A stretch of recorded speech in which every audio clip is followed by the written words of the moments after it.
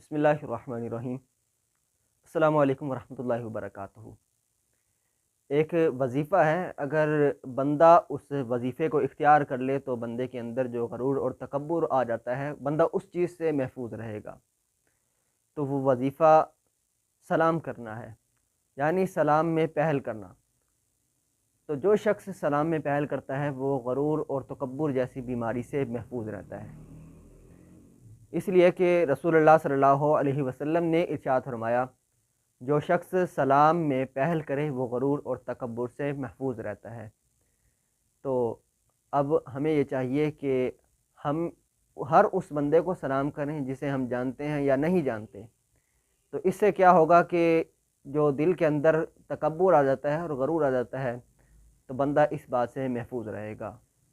تو اللہ تبارک و تعالی ہم سب کو حدیث پر صحیح معنی میں عمل کی توفیق